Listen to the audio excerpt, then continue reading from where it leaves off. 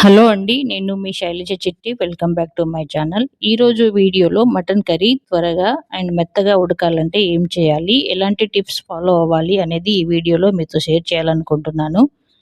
మరి లేట్ చేయకుండా ప్రాసెస్ చూసేద్దాం. ముందుగా మటన్‌ని మార్కెట్ నుంచి తీసుకురాగానే చల్లటి నీళ్లతో కాకుండా కొంచెం గోరువెచ్చని వాటర్‌తో మటన్‌ని కడిగి పక్కన పెట్టుకోండి.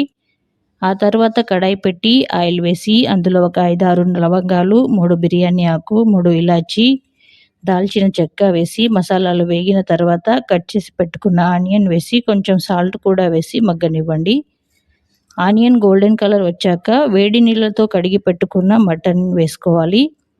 మటన్ ఉడికేటప్పుడు 3 నిమిషాలకు ఒకసారి గోరువెచ్చని నీళ్లు చల్లుతూ ఉండాలి. కూలింగ్ వాటర్ అస్సలు పోయకండి. వాటికి బదులుగా వేడి నీళ్లు పోసుకుంటే మటన్ త్వరగా మెత్తగా ఉడుకుతుంది. ఇలా చేయటం వల్ల గ్యాస్ కూడా ఎక్కువ వేస్ట్ అవ్వదు. కూర కూడా టేస్టీగా ఉంటుంది. ఇదొక చిట్కా అండి. మటన్‌లో కొంచెం సాల్ట్ వేసి మూత పెట్టి వాటర్ వదిలి బాగా ఉడికే వరకు వదిలేయండి. ఆ తర్వాత మూత తీసి అల్లం వెల్లుల్లి పేస్ట్ వేసి కలుపుకొని మూత పెట్టి పచ్చి వాసన పోయే వరకు ఉంచాలి. పచ్చి వాసన పోయిన తర్వాత పసుపు వేసుకోండి. వేసుకొని ఒక పెద్ద సైజు టొమాటో కట్ చేసి వేసుకోండి. వేసుకొని మళ్ళీ మూత పెట్టి టొమాటో మగ్గే వరకు ఉంచి మళ్ళీ మూత తీసి కలుపుకొని రుచికి తగినంత కారం, ధనియా పౌడర్ వేసి కలుపుకొని మసాలాలు మాడే వరకు ఉంచి ఆయిల్ సపరేట్ అవుతున్నప్పుడు వేడి చేసిన వాటర్ పోసుకోవాలి. ఇంకో గ్యాస్ పైన వాటర్‌ని వేడి చేసుకోండి. ఇలా వేడి చేసిన నీళ్లు పోసుకోవడం వల్ల కర్రీ త్వరగా ఉడికి టేస్టీగా వస్తుంది. అండ్ కర్రీని మీడియం ఫ్లేమ్‌లో ఉడికించుకోండి. మధ్య మధ్యలో కలుపుతూ ఒక 15 నిమిషాల వరకు.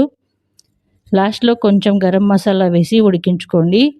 కుక్ కూడా ఇదే ప్రాసెస్‌లో చేసుకోవచ్చు. కుక్కర్‌లో అయితే వాటర్ పోసిన తర్వాత ఒక 4 విజిల్స్ వచ్చే వరకు ఉంచి స్టవ్ ఆఫ్ చేసేయండి. కుక్కర్‌లో అయితే ఇంకా చాలా బాగా ఉడుకుతుంది మెత్తగా. అలా కూడా ట్రై చేసుకోవచ్చు. నాకు ఎలా చేసినా ఒకేలాగా అనిపిస్తుంది. ఒకే టైం పడుతుంది. ఫైనల్‌గా కొత్తిమీర, పుదీనా కట్ చేసి వేసుకొని మరొక 2 నిమిషాలు ఉంచి స్టవ్ ఆఫ్ చేసేయండి.